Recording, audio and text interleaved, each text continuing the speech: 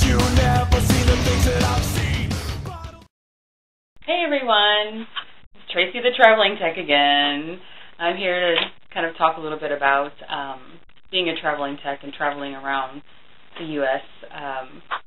Working as a surgical tech in hospitals. But I'm actually on my way to the grocery store and to the post office, so come along. And I'll talk a little bit about it as we go.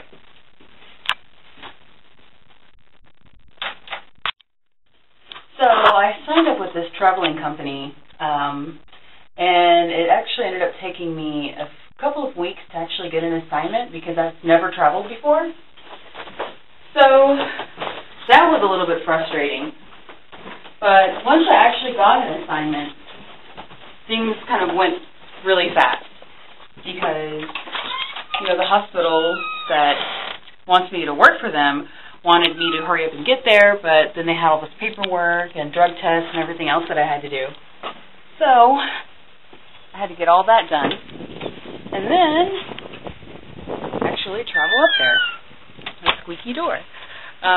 So that was actually a lot of fun, I think, traveling, because I went from the southern part of the United States all the way up to the northeastern part of the United States, which is a huge change.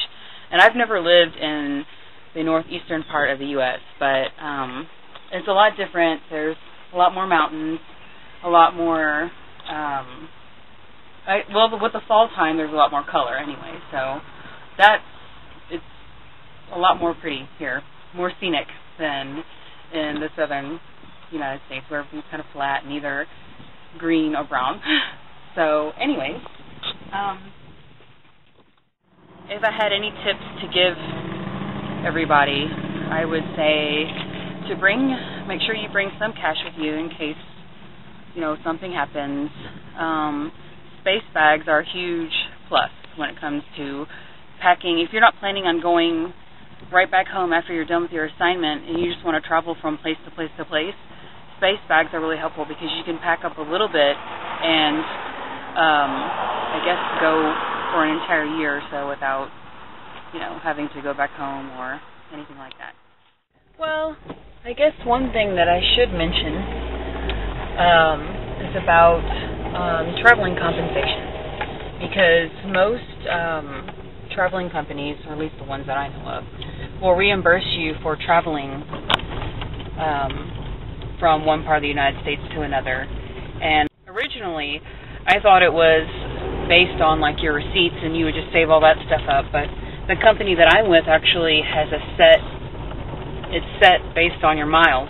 So where I was traveling from, I ended up getting, I guess, the maximum amount because it was from, like I said, South United States all the way up to Northeast United States.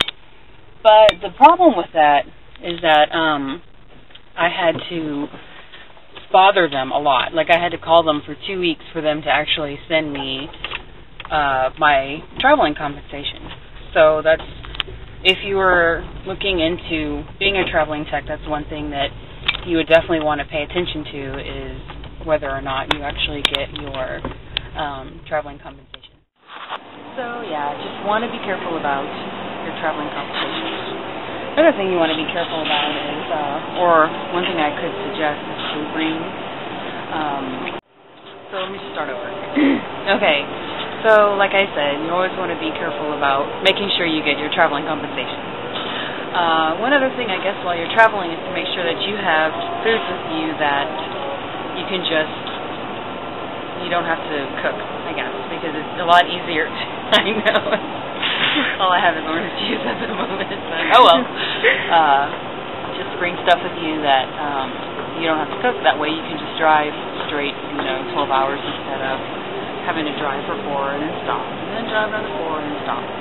So I guess that pretty much sums up all the tips I can give right about now. So I hope you enjoyed my video.